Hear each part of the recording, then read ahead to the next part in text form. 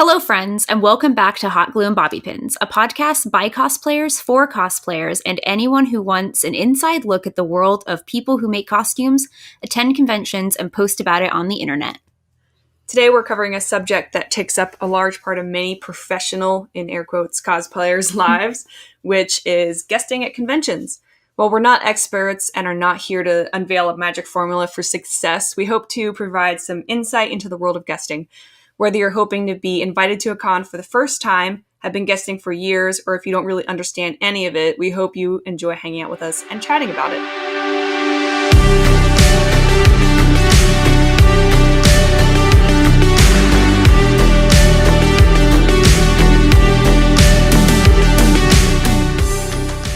All right, so let's start by discussing what guesting is and how it's different from attending a convention for fun.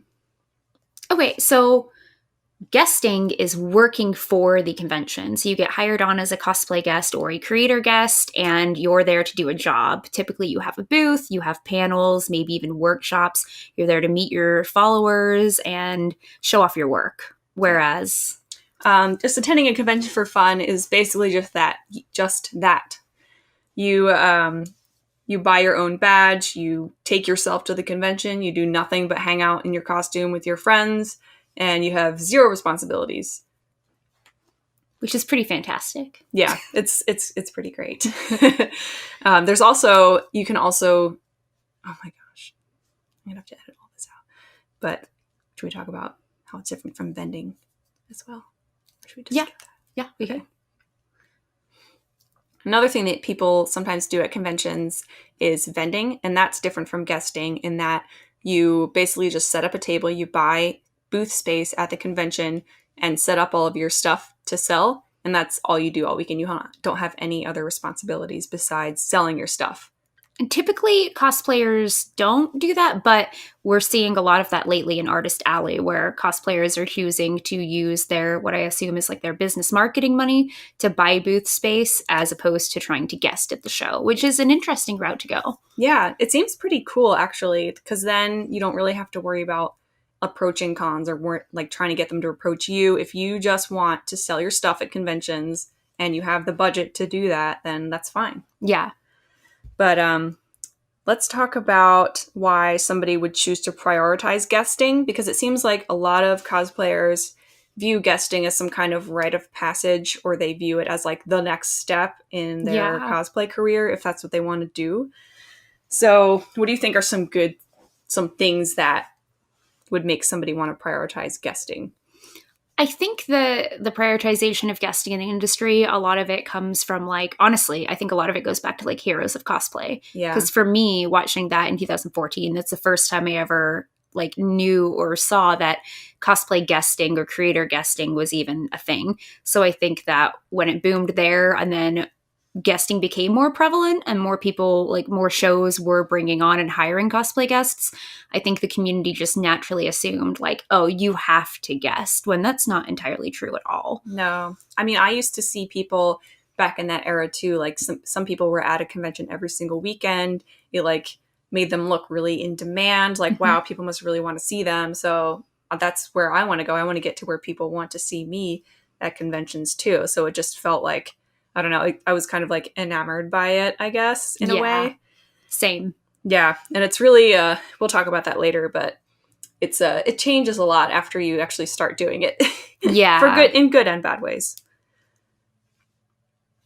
So when do you think is a good time to start thinking about pursuing your first guesting job? I think that you should have an idea of what you're going to offer the convention. I think that's really important because like there are a billion different conventions with a billion different needs. I know we're going to talk a little bit more about that later. But I think that knowing that you're going to add value to the conventions you're hoping to work with is very important. I agree. I think there isn't really a threshold number-wise or anything like that. No. People can get guesting opportunities no matter what their audience size is. I've seen people like with like 1,000 followers get multiple guesting gigs per year. And then there are people with hundreds of thousands who don't really do very many. And some of that might have to do with choosing not to. Yeah. Like I don't really do a lot of guesting opportunities or jobs, but Yeah, it really all depends. So there are a couple different ways that we get guesting opportunities. Those can be the con discovering us. Somebody at the convention notices our work and contacts us on their own. Or people can request us. They're through like the forms on their website. A lot of conventions have those forms now. You can also message their social media. Like, if there's somebody you want to see at a show, like if you're like, wow, I really want April Gloria at this show, you should message that convention on their social medias at the very least and send them your favorite creators info. It's super easy. A lot of people ask us, and that's just like the same every time. Just like message them and ask for us. Yeah. And then another way, the third way, is that we can send a media kit to conventions or an email pitch to conventions that we're interested in. So is there one that you think is most commonly done, and which one seems the most effective? I think when guesting first became prevalent, like cons would always reach out to the guests. But from conventions I've spoken to about this process, they've explained to me that media kits have become so prevalent now that before they even start thinking about booking, they have so many creators and cosplayers in their email already, media kits vying for a spot. So a lot of shows will actually go through those and see who's in that before even reaching out to anybody. So, I mean, I think that's the way it's going to go. I think we're going to get to a point where maybe cons have in mind, like they want a specific person, so they reach out to them. But I think for the most part, they're going through those media kits and emails. It's interesting how it's like kind of evolved towards that, because I think it's been hard for me to kind of accept that or whatever, because I'm always just like, well, if they want me, they'll email me, whatever. Yeah. If they really want me. But really it's not really like that anymore. I think it's still like 50-50. I would say, like, there's still plenty of shows that do, but I do think we're moving in that direction quickly, because it also takes a lot of the guesswork out for them. Like, if they've got a bunch of suggestions from people online, like, I want to see April Gloria, and then you're in their emails with your media kit. They put two and two together, you may get that spot. That makes a lot of sense. Yeah. Because then they don't, I guess they don't have to worry about you being like, well, refusing their convention, I guess. Like, yo, I've been asking for you, and you're just like, nah. So it's probably easier for them to make that kind of decision if they see your name in multiple places and you are kind of taking initiative and contacting them first. I have heard of some shows too who actually like don't like cosplayers or creators reaching out to them at all. Oh, really? So like if you reach out to them, they're immediately like, no, they're not interested. But like, wow, it's so hard to know what each convention wants, and you would drive yourself crazy trying to figure it out. Yeah, it's nuts, because it's like each con is run by a different person, and that person probably projects what they want onto how they run their business. Yeah. I keep a little notebook at every convention that I work for or interact with. I write down what I know about what they liked and what they didn't like, how they contacted me, or if I had contacted them, and kind of keep a log of what they're interested in. It's funny because that doesn't seem like something that you would do. It seems like something I would do. Yeah, it's like the one thing I'm like organized about. I don't do that. I have never done that. I didn't even think about doing that. I will share my notes with you. That's a good idea. But even though, so do you ever say no to a convention that approaches you? Yeah, I didn't used to. I think it's important to, and maybe we have this later on as well, I think people are afraid to say no because they're like, wow, I'm so lucky to have this opportunity. Right. But if like, in my personal opinion, if it's going to cost, if a con reaches out to you and they want to invite you, that's awesome. But if it doesn't make sense for you financially, like if they're not willing to cover what you need covered, then it's totally okay to say no. Or if it's just not a convention you're interested in, if it's not in your, audience demographic. Like if you don't do any anime cosplays at all, you probably aren't going to go to an anime convention. Yeah. You don't have to say yes just because the opportunity's there.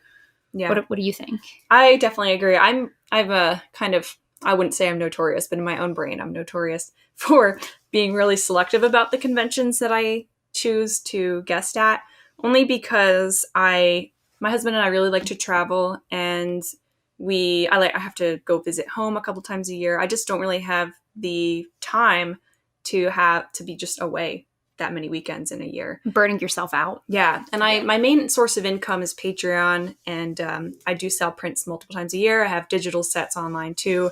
So guesting appearances, that it's not really a huge part of my income. And so I guess, I don't know, I just don't want to be away for that long. And I don't know what else to say about that. No, I think that's I don't know. really good points, though, especially like you said, like with income, like taking in, if you're a full-time creator, having your business in mind, like, your business structure. I've structured guesting into my income. So if I don't secure X amount of bookings a year, I have to figure out other ways to supplement that, which I always have like ideas on the back burner or Right. like plans. But I feel like that's kind of a part of our job is we have to try and have, to go with the metaphors again, try to have your finger in every pie. Yeah, you're not gonna. Rule number one about guesting: do not think that you're going to set up your first booth, lay out prints, and make $10,000. It just doesn't work that way. Nope. Prepare yourself to do many different things and get income in different avenues. Yep, I've had conventions where I've made $25 in sales all weekend. Yep, like it's just you just never know. That's why you also it's important to be sure that everything's covered. Yes. Because you don't want to go, especially if this is your job, but this is just a hobby and you love just guesting or vending or whatever, then that's fine. But if this is your job and you're dependent on that income, you don't want to take a loss. So I don't know. It's just, I think it's good to be somewhat selective, then you don't burn out, and then you can be sure that you have adequate time at home to do what makes you your most part of your income. Yeah, and making those costumes. Mm-hmm. So we talked a little bit about media kits. We mentioned them. Let's talk about what is important to have on a media kit.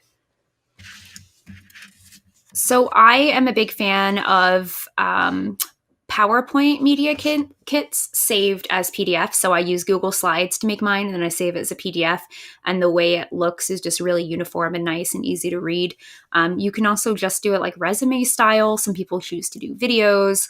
You get to choose how you do your media kit. Yep, I do mine. I have a PDF slideshow as well, which I enjoy. I also created like a one-page graphic one, like just in Photoshop, for sponsorship posts on Instagram.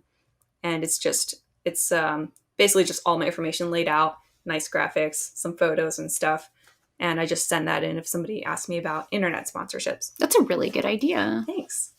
But I do think media kits are super powerful. I would be happy to provide a link to mine if you want to look at what one looks like. I have mine public anyway for everyone to see, but include lots of photos of your work, past credits you have, which include, have you won any cosplay awards? Have you guested elsewhere? Have you been a panelist, judge? Whatever you deem part of your cosplay resume, make sure it's on there with lots of colorful images. Yep. You can also include if you've been published in magazines, if you've appeared on like television spots or whatever, anything that would basically add value to you. So the convention looks at it and says, wow, she does a lot of things, or he does all this stuff.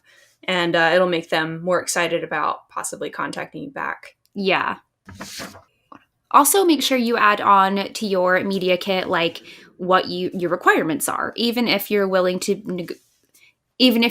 negotiate those requirements. So like, for instance, on mine, I have the airports I'm willing to fly out of, that if it's less than 6 hours away, I'm willing to drive. But if your convention's more than 6 hours away, a flight is, mandatory. What I need in terms of per diem or appearance fees, hotel rooms, like April said earlier about coming in the day before and maybe leaving the day after. And then at the bottom of all of that, I do have that this is negotiable. That way, if they don't just look at it and go, well, we can't do one thing, so absolutely no. We can begin a dialogue and maybe work something out. And usually conventions are pretty good about working that stuff out with you. Yeah, usually. I've had some people just kind of say no and not even try to negotiate. Mm-hmm. But it might be because they have another person in line that has offered something that they're more comfortable with. Yeah. But also then at least right up front, they know what you want. They know what they can or can't offer you. Yes or no, like wasting your time. Mm-hmm. Yeah. Another thing, what I usually put on mine too, and I know you put on yours, is everything that you're willing to do for the convention while you're there. You can talk about whether you are up for doing contests, how many panels you do. You can put a list of the different panels that you posted before, and so they can get an idea of what you'll bring to the table. And workshops you're willing to offer. Yep. things like that. That's all really, really important stuff that they're gonna, it's just so they don't have to ask you a million questions. They can just have it right all out in front of them. If you're willing to MC or host or literally anything you can think of that you are willing to do at that show, I would put on there. But also calculate your fees according to how much Yes. stuff you're willing to do.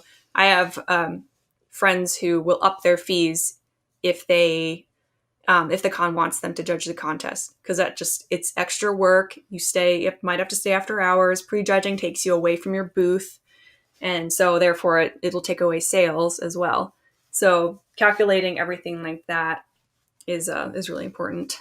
I have noticed more shows. Me and April actually worked together at one last year that paid us for being there, but also for judging the contest, because they were taking us away from our booth like all day. So they basically gave us an appearance fee and then a judging fee, which I thought was really cool. Yeah, that was really great. It was the first time that a convention actually offered to do that for me, so I was really excited about that. Yeah. So a lot of people ask how to actually calculate your appearance fee or judging fee or whatever, and it's really hard. Yeah. Because you automatically, like, if you're a creative person, you most likely don't understand how to calculate your worth. You're just like, well, I think I'm worth this, but I feel like conventions wouldn't think that I'm worth it. So a lot of times what I do is I'll try and come up with an hourly rate depending on what I have to do. So is there kind of like a ballpark that you can talk about with how much you'd typically like to ask for? So I have a sliding scale. I do a lot of research on conventions that either approach me or that I'm planning to approach. And if I can, I reach out to other creators who have been guests years previously, which on that note, I do wish more working guesting cosplayers would openly discuss their contracts. I know that's like, oh, that's like a private thing, but if we talked about that more, we could probably come up with a standard. But anyway, I will reach out and see if they're willing to chat with me. And if they are, that kind of gives me an idea. But for what I offer and for where I'm at follower-wise, what I know I can sell in tickets, I take all of that into consideration. And it's anywhere from $200, which is the lowest end, to $600 is where I sit. Like I said, there's so many factors that go into that. What about you?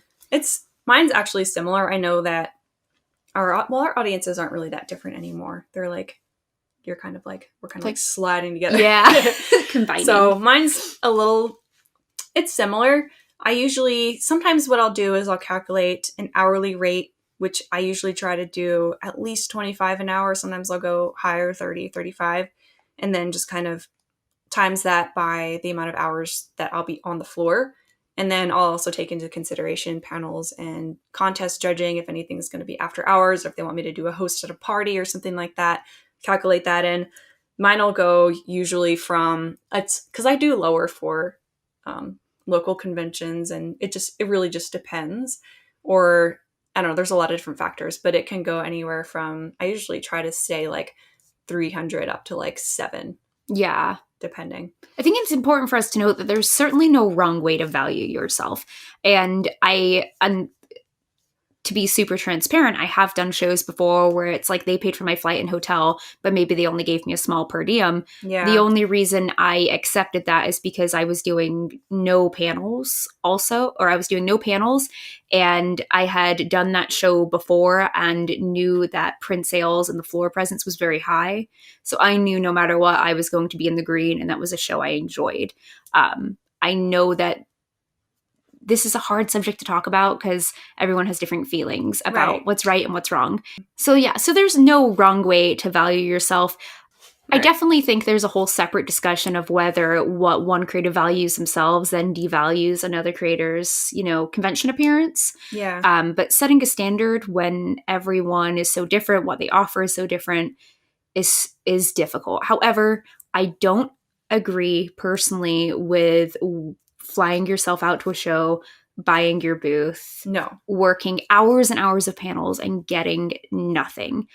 I think that is a huge red flag. Yeah, it would make me feel taken advantage of pretty much. Yeah. Because you are providing the convention with content, you're providing them with advertising, and you're working for free, basically. It's definitely a job.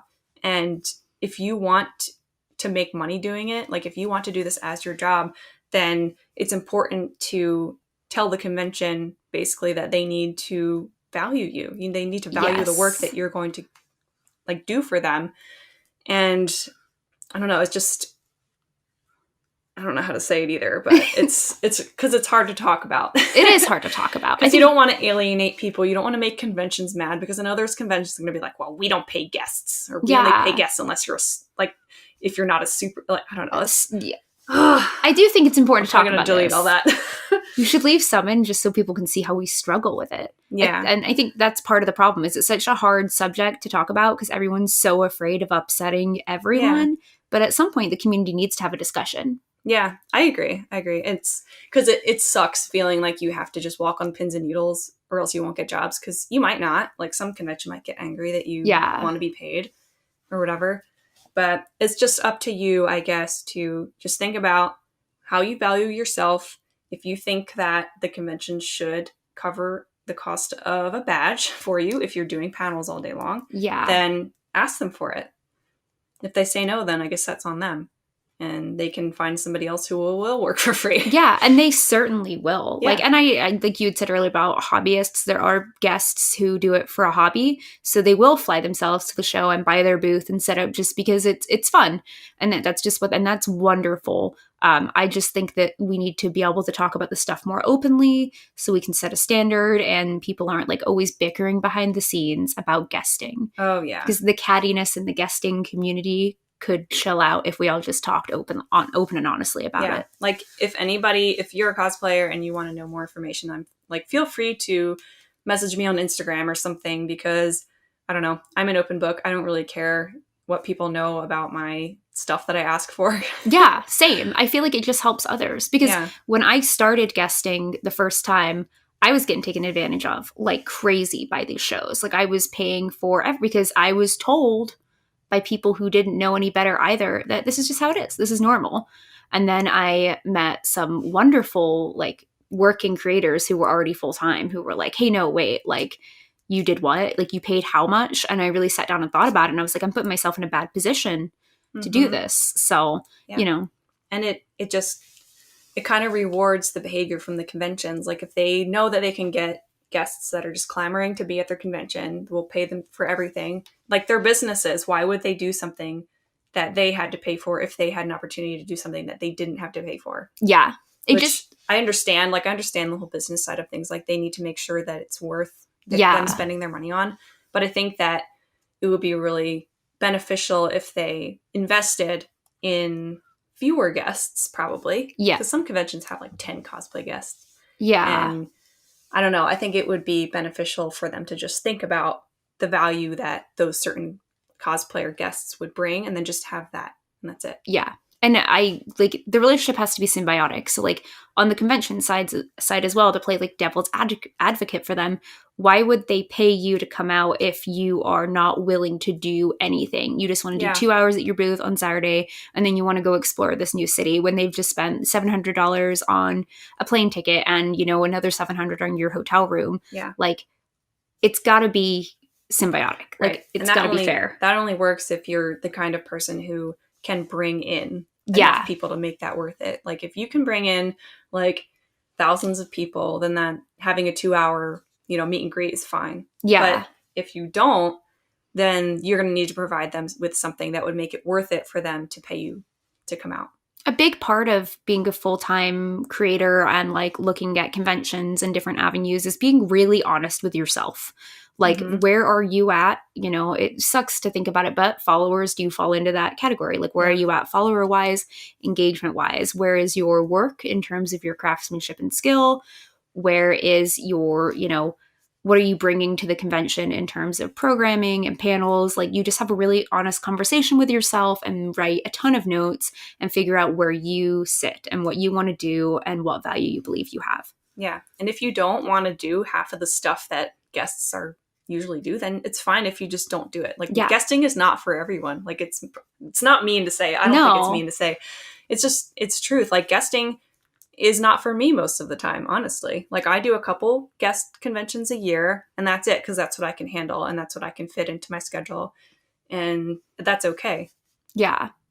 But let's kind of switch gears a little bit, and how do you handle rejection by convention? So if you approach a convention with all your stuff and they say, no, we're not going to bring you out or whatever, how do you handle that?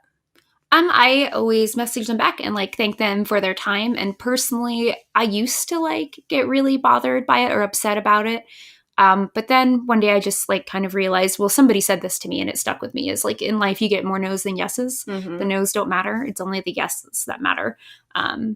So I'm pretty like whatever about it now. Like obviously if it was a convention I was really interested in, like really excited about, I'm a little bummed out. Yeah. But it doesn't hit me like it used to. Yeah. I know. I think I used to get really upset. I remember when I first, well, it wasn't when I first started, about 2014, I got invited to a convention in Ireland.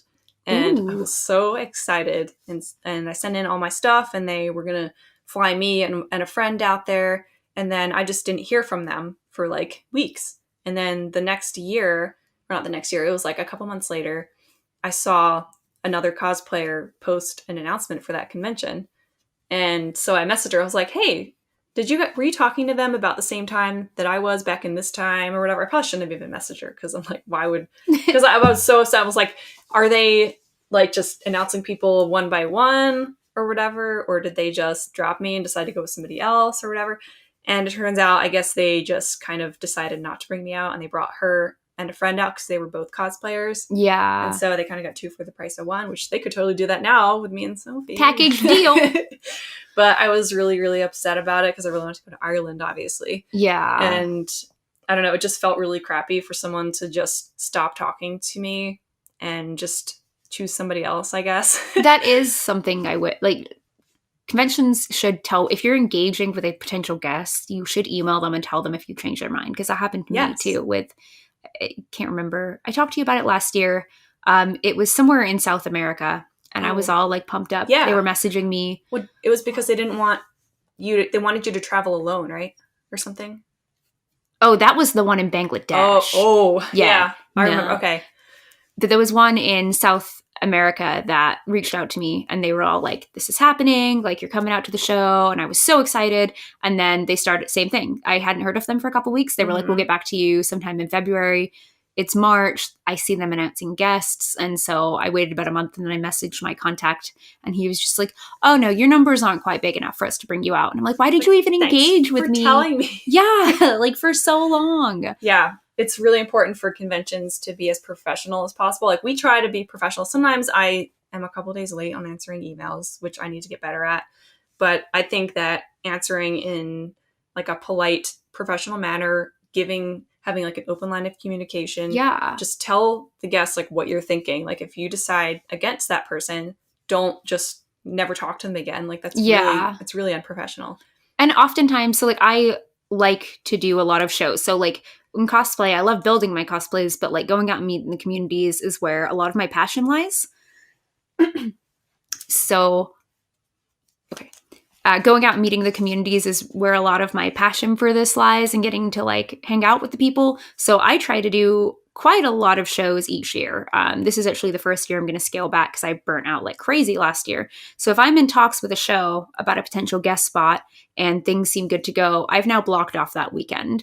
And so then another show reaches out to me and invites, this happened last year. Another show reaches out to me and invites me to their show and gives me like a contract up front. I tell them no, because I already have this guest spot with this other show previously.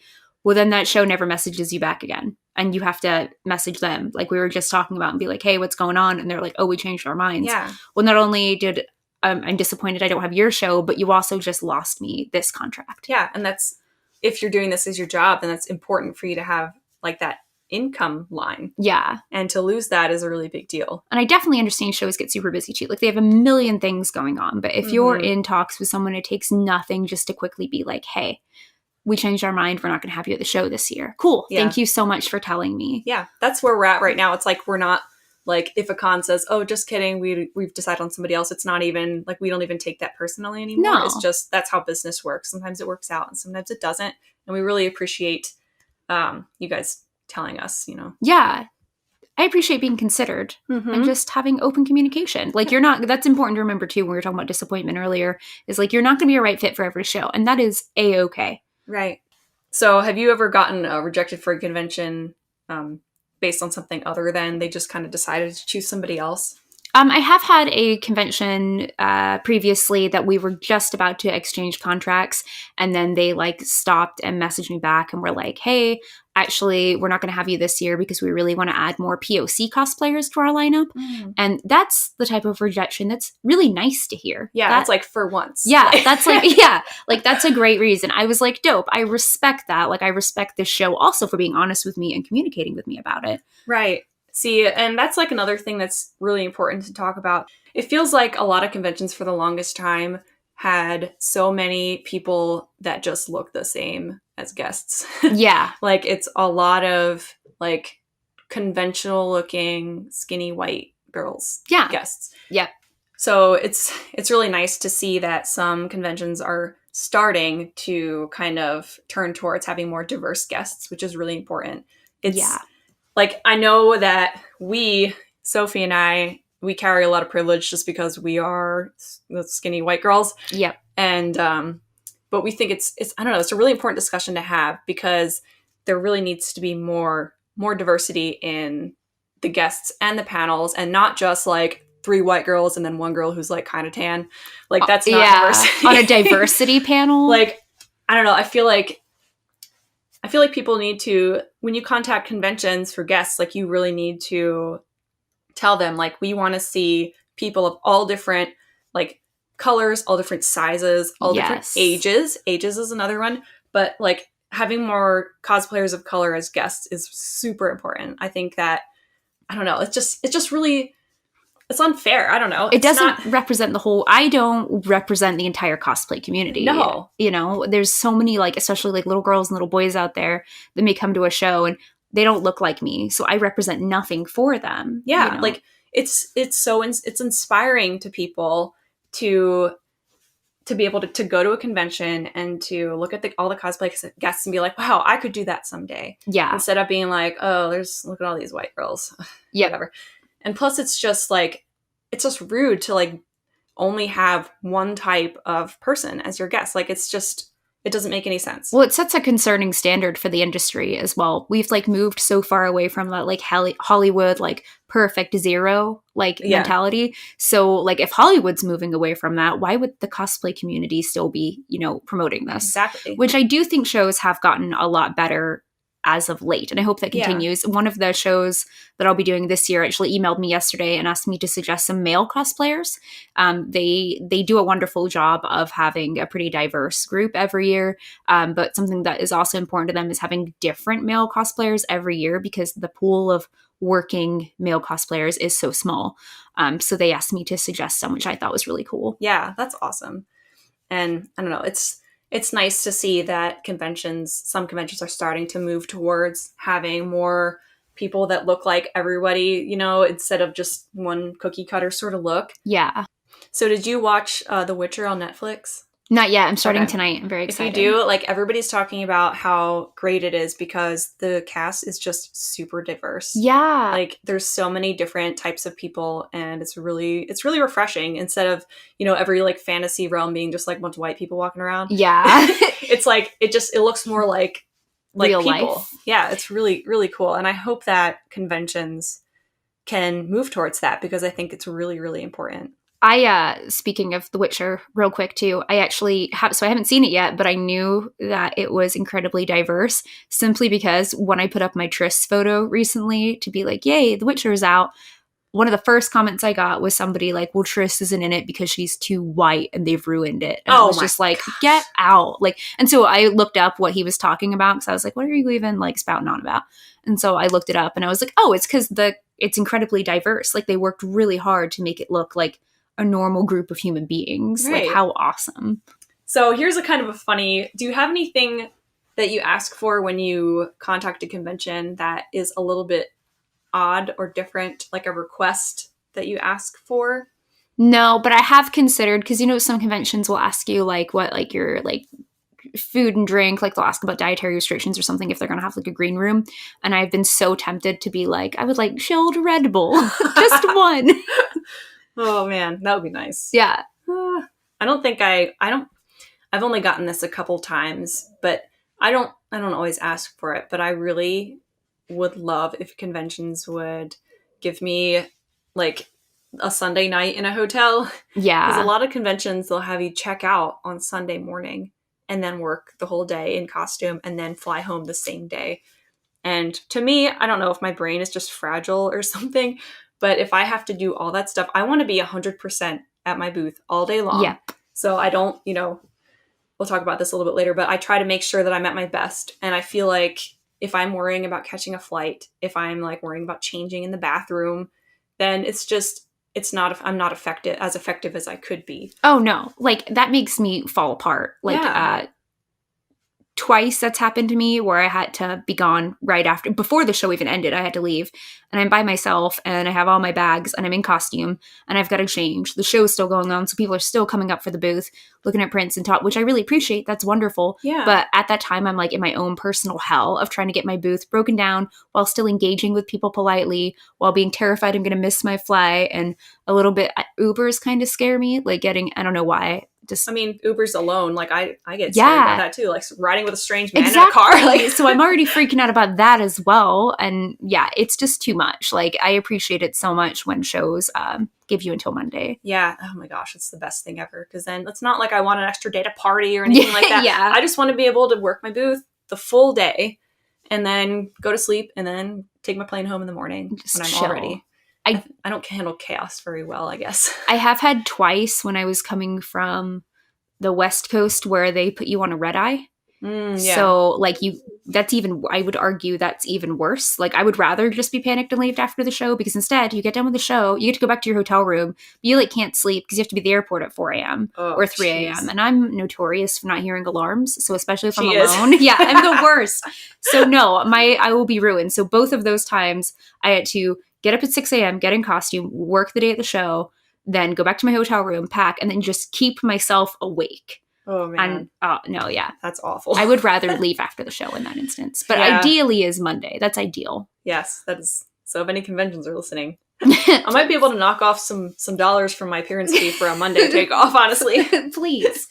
Well, and a lot of international shows are notorious for bringing guests in extra early so they can show them like parts of their city or country. Oh, that's really cool. And I think that's super awesome. It's really nice because it kind of sucks. Like I know you're there to do a job, but it does kind of suck if you land like super late at night, you work, and then you leave right after the show and you're like, I think I went to Seattle, but I'm not sure. Yeah.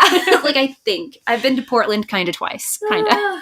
Yeah. I've seen the Starbucks in Portland, 10 out of 10. Oh, yeah. I've seen the airport. The airport's... Yeah. It's an airport, I guess. Okay, so let's talk about contracts because I feel like not a lot of people talk that much about contracts. So do you get contracts for every single show that you work? I try to. There are, especially like smaller shows. So like, especially our local shows. So our local smaller shows, I don't mind just exchanging what the plan is on like Facebook because I know those people and they're in the same city as me, so I can find you if you do me wrong.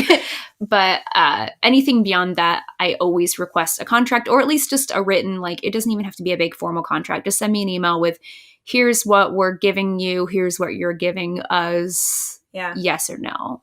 Like something to protect myself. I'd prefer, it would be really nice because sometimes cons will give you like a 10-page like fill in the blank contract that doesn't really involve cosplay. It's just kind of like you download it from the internet. Yeah. And so it's really hard to read. So I think if you're looking at making a contract, then it's nice to just have it on one page. A cosplayer is expected to show up during these hours, work these panels, blah, blah, blah, and then just have you both sign it. And then for this amount of money. Yeah, plain and simple. It doesn't need to be wild. No. Sometimes I feel like I've drawn up a contract for maybe one show. It was just like very short, very simple. It's just like, I am going to do this for you and you're going to do this for me. Sign here. I think that's a really good point because I think a lot of people don't think about like if a show's not providing you a contract, then you can. Yeah. There is apps on your phone that will build contracts for you. Don't be afraid to protect yourself. Yeah. like there's a couple things that you should also like look out for, and then don't hesitate to contact the convention and be like, I saw this in your contract and I'm not comfortable with it. Yeah. Can we either remove it or kind of try to work it out? Like some cons will put like an exclusivity clause in their convention or in their convention in their contract, where they say that you can't work any conventions within a certain mile radius within a certain amount of time. And I guess it's for like competition or something, I guess. I don't know. It's the way it was explained to me was just like, so if I have an appearance in Chicago in November with one show and then a different one in Chicago with a different show in January, well, people likely won't come to see me in January if they can see me. So that show loses out on. So that is something to look out for because they hide those neatly in there. And if it's like an area that you frequent or if it's too large of a radius, like if you work a show in Chicago and they don't want you to work at one in Indianapolis, then that's kind of ridiculous. And some are like a couple of, I did a show in Oklahoma, and when you actually did this show too, but anyway. Oh yeah. But when the contract was signed, I didn't see until later that it had an exclusivity clause in it, which we later found out was null and void because they were changing the contracts. But had that been put into place, we wouldn't have been able to guest in our hometown. Oh. Or in Kansas City, because that's how big the radius is for like 5 months. That's crazy. Which, yeah, we both had a guest spot in Kansas City actually a month later. So yeah, we did. Yeah. So I remember messaging the contact and being like, I didn't see this. And they were like, oh, it doesn't count. We're getting rid of that. And I was like, oh, good. Good. That's really good. But yeah, make sure you read them all the way through. Yep. And I want to say that that the contract will ensure that you get paid. But sometimes it does not. I was going to ask you specifically. Oh, yeah. How would you suggest people handle that when the contract doesn't get paid? Well, it's hard to say because I still haven't gotten paid. I think you've handled it well, though. I think so, too. So I worked a convention that I won't say the name of, but it was in the fall of 2017. And they approved my appearance fee and everything, signed a contract, and they were supposed to pay me after the convention was over. And it was like past like I was like, okay, 30 days or whatever. So usually sometimes they'll wait 30 days to pay. And it kind of came and went, and I still hadn't gotten paid. So I emailed somebody, and I don't think I got any response from that. And so what I did was I have the QuickBooks app, which is amazing for if you have your own business and you want to track all of your expenses. So you can also write up invoices. So I started sending the convention an invoice to a couple of the email addresses for the contacts that I got. And I sent it a couple times. Like I would send it every couple of weeks and be like, hey, just pay me or something. I don't know, like a nice professional blurb about please pay me what you promised me. Where's my money, Brian? But after a while, I did end up getting an email back, and basically the con, like their line of cash, I guess, did not come in. Like they just didn't have any money, and they were not paying the celebrities either. Like the celebrities hadn't gotten their paychecks from the convention. So after that, I kind of gave up because I'm like, man, if I don't know, whoever the celebrities were that were there, if they're not getting paid, then I'm definitely not getting paid. So I kind of gave up and took the loss. Yeah. I could have probably taken legal action, but I don't want to pay because I would just lose money. Yeah. It would cost me more money to do that. And it would have been your right to do that, though, if you wanted to, if it was worth it. Yeah. I think the fees would have been way more than my appearance fee. I think you should.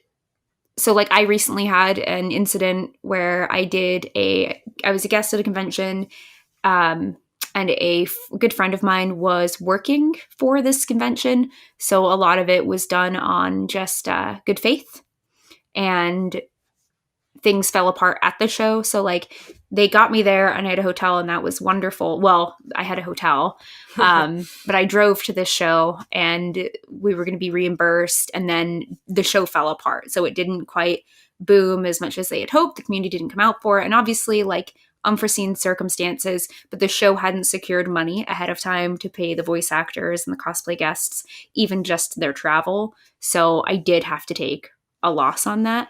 And I just think it's important to like, don't do things just for your friends, you know, like you don't, if something isn't going to work out for you or make sense for you financially. Like, I'm fortunate that weekend was okay. Like, it was worth it for everything else we did in town. Like, we did some shoots and built some content. But I definitely walked away like not in the green. Like, I took a loss that weekend. So it's so important to figure out what's financially going to work for you. And you can ask cons to pay you half ahead of time if you want to. But usually most shows will at least pay you on the Sunday before you're leaving. Yeah. 30 days is like the longest I have ever heard. Put that in your contract. Be like, it would be kind of nice to have some payment up ahead of time. It's almost like a security deposit. Yeah. And then they can take that out of your appearance fee, like pay you part of it now and then part of it on Sunday or the 30 days, however they do their finances. And you can totally like again, when you're discussing like a potential guest spot with a convention, you have the right to ask whatever questions you want, you know, like negotiate anything. But a lot of shows now, typically, if they're paying cash, pay in an envelope when you arrive or when you're leaving. I think, was it a show we did together last year that they did it? Did they give it all to us ahead of time? No, it was at the half and half, or it was like at the Saturday. End? Or they gave part of it to us. They gave one of the checks on Friday and then one of the checks on Sunday. Yes, I think so they like split it up. Like, okay, you've arrived, and now which I get, that's fine, because if they pay you ahead of time and you just don't show up for the show, that's bad too. Actually, speaking on that, just real quick, if a show is paying you to be there, be at the show. Like, fulfill your obligations, because otherwise it makes everyone look real, like, just on talking about contracts, like, just as the show is legally obligated to pay you or deliver you what they have promised, same goes for you. If they have hours on the contract for you to work, then those are the hours that you got to work. Like, you can ask them whatever you want before you get the contract. After you get it, be like, hey, can you work in a lunch break for me, blah blah blah. And just like, when you sign it, just know that that's what you have to contractually deliver to them. Like, don't show up and then not at all show up to the show, but then be out and about on the city not expect that show not to come at you and take, like, whereas April was saying about, like, with your contract, like, it didn't make sense for you to take legal action on that. It will always make sense for the show to take legal action. If you don't fulfill your contract, more than likely they're going to come for you. Don't just disappear and go gallivant around town. Post on your Instagram stories, look, I'm out to lunch. While the rest of us are at the show, like, eating hot dogs. What are you doing? But yeah, it works both ways. So that's kind of a good transition into discussing actually working the booth, like, once you get there. Yes. Well, actually, before you get there, is there a way that you, like, prepare for guesting? Is there any, like, not rituals, but any things that you do, like, the week before the con to kind of get ready for it? Panic. Yes. That too. I always say that I'm going to get everything packed and prepped 2 weeks prior, but that never happens for me. It's usually like 2 or 3 days before I leave. But I make a list. So a list of, like, what I need for my booth. I go through my print inventory. Am I taking stickers? Am I going to display costumes and props at the booth? Do I need a tablecloth? That's a big thing to think about as well, because not every con provides that. And sometimes you'll show up and it's just like a dirty wooden table. And you're like, oh, where's the closest Walmart? So, and you can ask the show that too when you're discussing. Like, you can be like, hey, will there be pipe and drape and, like, tablecloths? But so inventory of my prints, booth gear, like my stand that says, like, how much my prints are, whatever banners I'm taking, any other merch, and then, like, display costumes and props. And change. That I always forget change every time. I have to, like, find a bank or whatever and be like, hi, can I have, like, $100 in ones? Please. Or business cards. Make sure you're up on business cards. Inventory is for forgetting business cards. Me too. Not bringing enough. So definitely bring all that stuff. The night before your convention that you're working, I suggest getting a full night's sleep. Yes. So you're full and ready to go in the morning.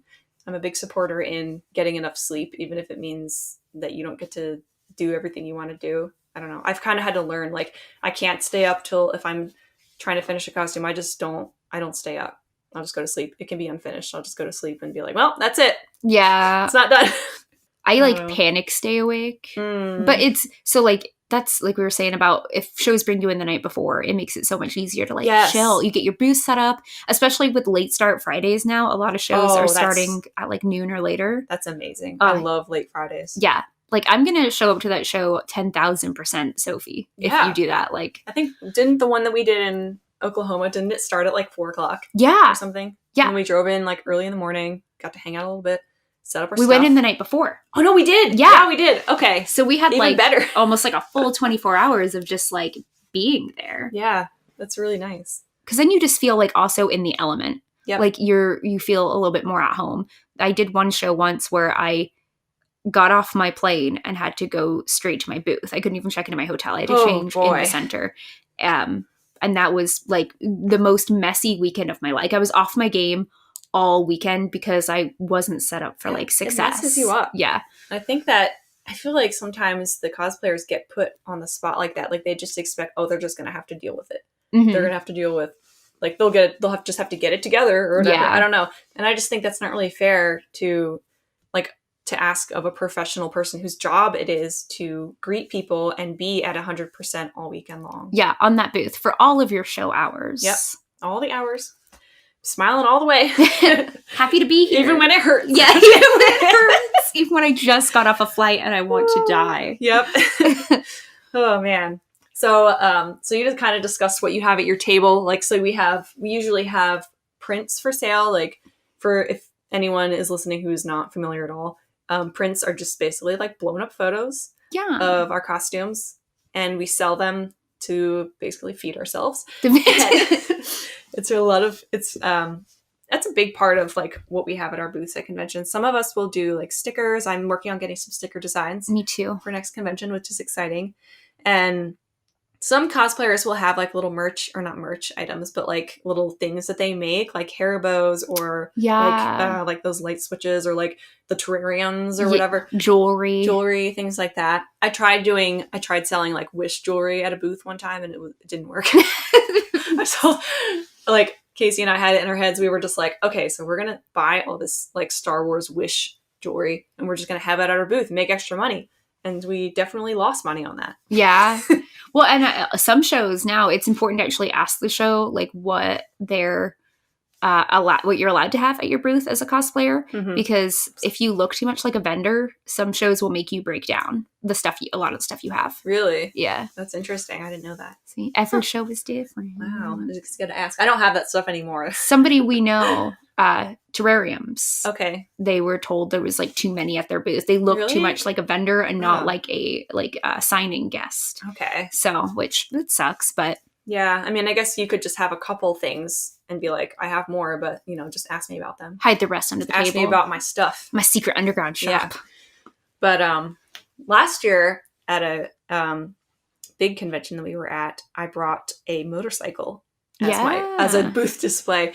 So last year, well, I guess now it was like 2 years ago, my husband Casey and I we built a motorcycle on Twitch live. Like we live streamed it. And it was like a diva themed motorcycle. And we were like, wow, we're going to build this, and we're just going to take it to conventions all over the country. And then we're going to like see if they want to like pay us to display the motorcycle.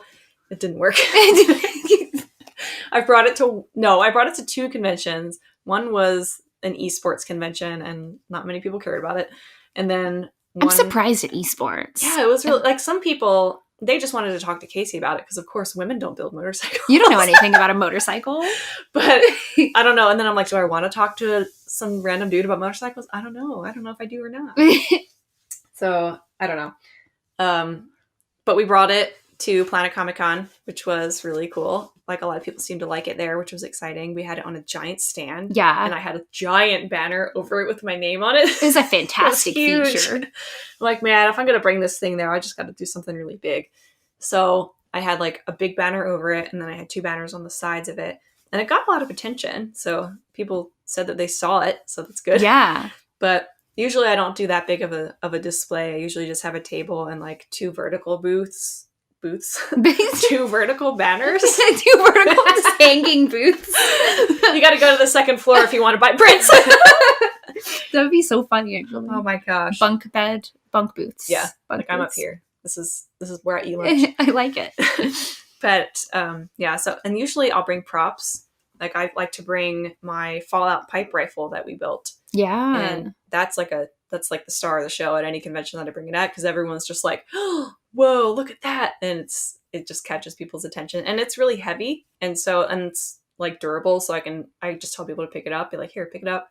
So I have that. And then I have a couple like bracers and a couple little things for people to look at. And then it kind of helps give, I don't want to say credibility, but kind of be like, look, I made this thing. Yeah. Sometimes people have a hard time with like connecting you to like making stuff. Yeah. People, you made these? Yeah. Are these all you? Yeah. Yeah. Are these all you? Yeah.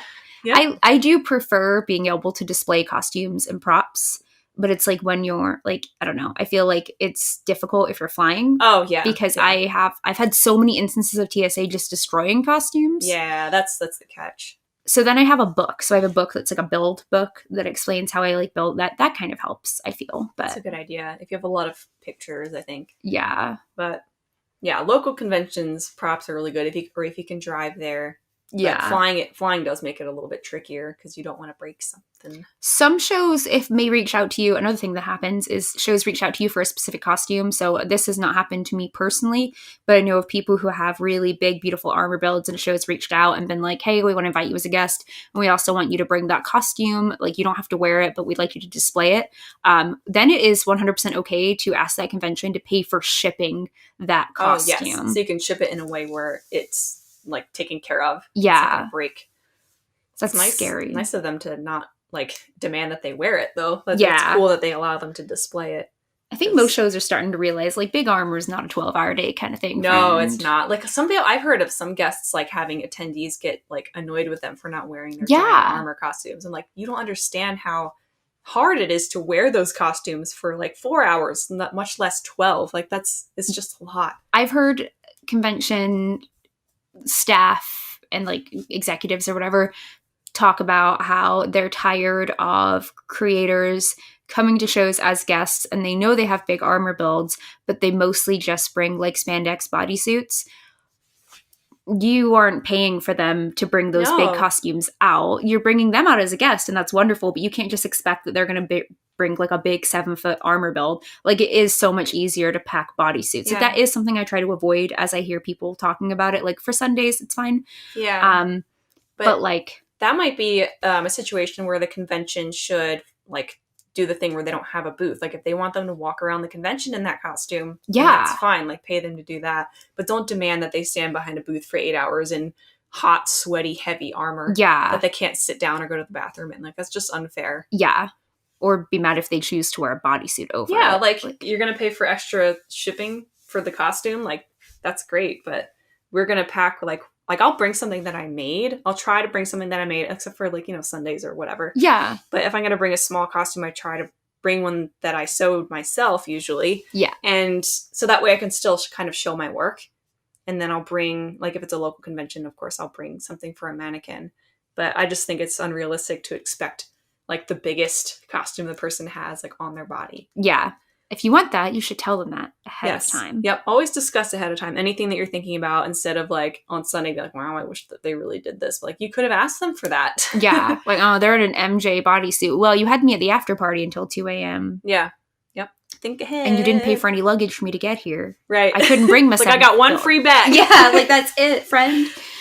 I think that a lot of the issues that people, I think, are expecting us to cover, like, and discuss with, like, convention guesting and convention work could be alleviated with appropriate communication. Yes, I agree. Like, just open dialogue with these conventions and chat with them about things. And don't be salty if it doesn't work out, and hopefully they're not salty if it doesn't work out for them either, but just communicate and work it out. Yep. Even if it's negative, like, even if you have to be like, okay, so what do you think went wrong? Like, is there anything that I could improve for next time? Like, that's a good point too. It'll just help you in the long run if you ask. Back to just hopping back with you saying that to media kits real quick. One of the things I started doing in late 2018 was when I'm finished with a show, I will message them when I get home and request a letter of recommendation. Oh. And not all shows reply, because I think some shows don't really know what to do with that, because a lot of shows maybe aren't present while you're guesting, so they don't really know what to say about your appearance. But the ones that are usually send really thoughtful, in-depth, like, letters of recommendation, and you can attach those to your media kit so that when you're, that's a great idea. I'm behind on everything. Like, you gotta think, I always think of it in terms of, like, you got to have the edge. There's so Yeah. many people vying for these spots. What makes you stand out? Yeah. And so I just started attaching. Also, it protects you, Right. just- So then they can't be like, well, or like an attendee can't be like, she wasn't at her booth or whatever. be like, try and make you look bad or here's something. my golden letter. Right. So for your booth, just don't show up with nothing. If you're not sure what to bring, reach out to another cosplayer who you know has been a guest. You can reach out to me or April, both of us on Instagram, and we can like help you. Like, but don't show up with nothing. I have seen that happen before where a guest is paid to come out and they've never done it before. And I totally get it. You didn't know, or you were too excited and you didn't think to like find out. But like not every show will provide you a banner. In fact, of all the shows I've done, like 2 ever have made banners, and they didn't tell me they were making a banner. And usually like you don't pick the photos on them. So right. it may or not the font or the design or anything. Like it's always have stuff with your branding on it. Yes. Always have a little box for your booth. And like I said, if you're not sure, reach out to people. But don't show up to a show empty-handed and then be running to Kinko's to get prints at 2 p.m. while the show's going on, because they're probably going to come for you for that contract money. I have witnessed that happen with my own eyes. Oh, no. That sucks. Okay, so let's talk about actually working the booth. Yeah. So when you're working a booth, you're going to basically have to be on for the entire amount of time that you're there. And fellow introverts, I understand. It gets hard. You wake up on Sunday and you're just like, my battery's dead. I'm done. I can't do any more. But you have to do it because it's in your contract. And you don't want to let people down. Like like you have to just, I don't know, be open, friendly, nice. Like if someone comes up to your booth, you say hello to them. You like give them a compliment or something, talk about their costume. People, when they come up to your booth, a lot of times they want to talk about themselves. And that's just, everyone wants to talk about themselves. So it's just human nature. So like if you can get a conversation going with somebody, then it'll make them feel good. It'll like, make you feel good. You're not just going to be standing there awkwardly. Yeah.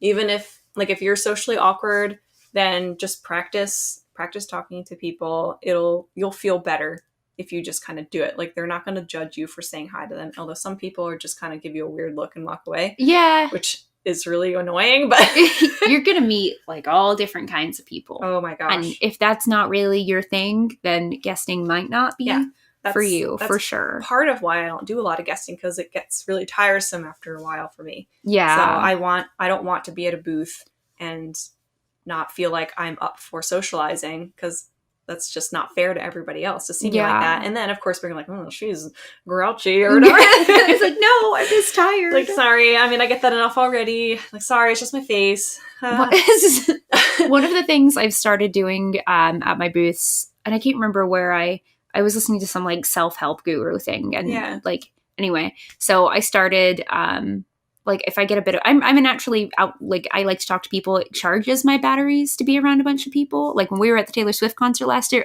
fully charged Sophie at the wazoo. But so I'm pretty good with stuff like that. However, I can get overwhelmed, especially if there's several people trying to talk to me at once. And you'll often find that, there's so many different types of people at conventions. You may get quite a few people with like social anxiety themselves. So it's very hard to have conversations with several people like that. Does that make sense? Mm-hmm. So one of the things I've started doing is if several people are at the booth at once and I'm not really sure where to go, I'll pick a central subject. So if one person just asks me, oh, so do you like Ruby? I'll be like, oh yeah, I love it. I haven't seen past season 3. I really need to catch up. And then the other person beside them who's waiting, I'll be like, what about you? Do you like Ruby? And I'll get these people in front of my booth to engage with each other. And so then we're all having one big conversation and it becomes really less work. Yeah. And then they make new convention friends. You're having a conversation about something they like, and it's just great for everyone because you're not trying to handle like all these different you don't combos. Have to like worry about forming a line or whatever. Like sometimes you're going to get a line, of course, but if you just have like a group, like if you're talking one person, there's somebody just kind of standing there. Yeah. Then it's easier to like kind of just talk to them at the same time. If you can find a way to pull them in and get a big combo going together, I find that to be very helpful. Yep. I also have noticed that when I do that, so like if there's a group of 5 people and they're not together, but I get them all talking, and only one of them was going to purchase a print. Well, as I'm selling the print to that person, we're all having one conversation because they're engaging while this person is doing that. Naturally, usually at least one other will go, you know what, I'll grab a print too. And it's like you made an accidental sale. And I think part of that comes from the fact that they just feel like they're connecting with you on an even higher level because now they're part of like this little clique. Hanging out.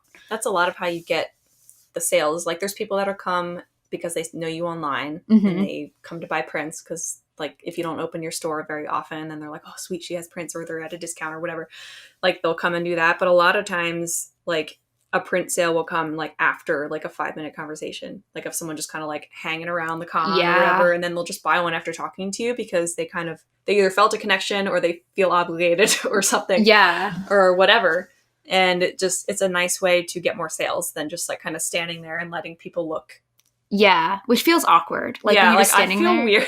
Like, if someone's just flipping through my book, I'm just like, I'm just gonna. It's tempting to just kind of turn around and like let them finish looking by themselves instead of talking to them. Yes.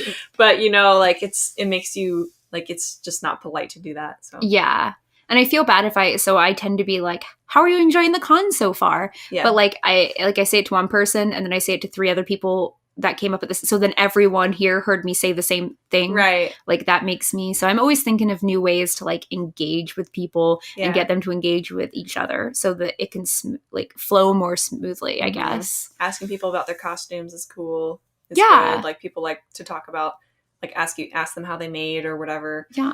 Anything like that. Or like about the fandom that they're in if you don't know what it's from or something. While we're on this subject too, we're talking about like booth presence, like talking and engaging with people. One of the things I see a lot when people are discussing guesting online is like along the lines of, well, this person doesn't really make, or this person isn't much of a crafter, but they always get like X amount of guest spots, or they did.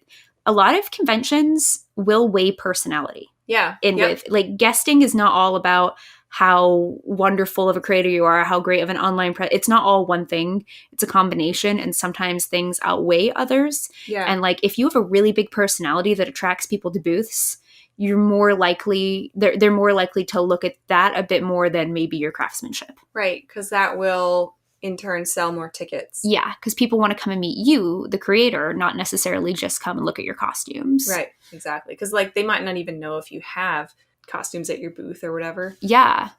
So yeah, that's another thing to think about when you're thinking about contacting cons for guest spots anyway, is like think about if you would have a draw to your booth. Like, do you interact with your audience? Do you have like a YouTube channel that a lot of people watch? Or like think about the motivation that people would have to come and see you. Yeah.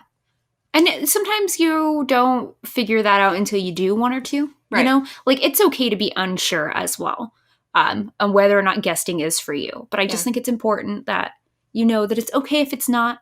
And also, back to what we were saying a minute ago, you don't get to decide why someone else was a guest. So can we totally stop judging people? Like, oh, why did she get the guest spot? Because she did. Because the show saw value in her, and that's all you need to know. Yep. It doesn't do you any good to complain about somebody else. No, because there's always going to be someone guesting at your dream show. Yep. Like, that's just the way it is. Mm-hmm. It's very true. Just like you're probably guesting at someone else's dream show, and there may be someone else thinking the same. But, you know, there's opportunity for everyone. There's actually a question that I got online because I asked my social media following for different questions. And one of the questions that somebody had was they wanted to know if we've run into any high-profile guests at conventions while we've been guesting. And I don't know. It's hard because I don't want to be one of those people that's like, I hung out with celebrities or whatever, because there are those out there. And but I feel like there are actually some like funny moments or whatever that we've experienced. But I feel like running into or seeing like celebrity guests at conventions, the biggest thing that it kind of did for me was it made me realize that all of these people here, they're all just people. Yeah. It's not, I don't know, we're all just people that are here doing our jobs. They're just normal people that just happen to, you know, have been in stuff or do voiceover work or whatever. And we all just kind of want to hang out and do our jobs and have fun, I guess. Not make a big deal out of it. Yeah, like it's cool because like it doesn't like ruin, like some people are like, oh, I bet it ruins the magic or whatever. Like, no, it's No. not. It's, I don't know. We're all just like people doing our jobs. And it's kind of, it's cool that you get to kind of see people that are in media in that capacity, like just kind of like hanging out and Yeah. doing stuff, or like at the hotel or walking around the convention or whatever. TV and like media celebrities never. I feel the exact same way as you do. Like, I'm just like, it's cool to see them as regular people because that really, like, you know, Yeah. like that's cool. Cosplayers I look up to. I have had instances where I've like tripped over my words, or Oh, me too. you know, moments of where like it's been like years and I still think back to those moments and have like panic attacks, like kill me right now. Yeah. Why Like, did I just- say that? Just this past year, like I've seen people that I look up to, and I'm really not a fangirler. Mm-mm.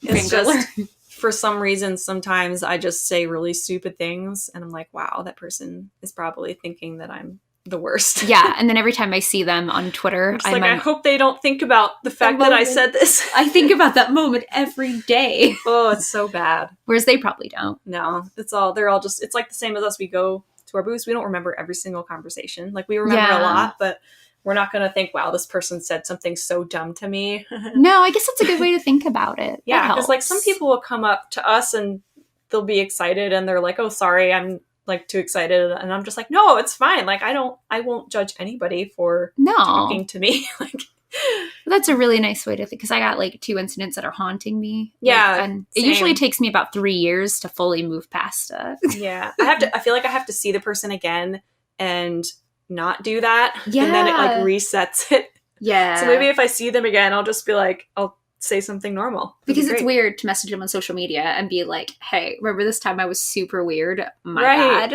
Then they might remember it then. Yeah. Oh my God. And then you trigger it. And then they remember it as weird, even if they didn't before. I'm like, why is she messaging me about this? Oh no.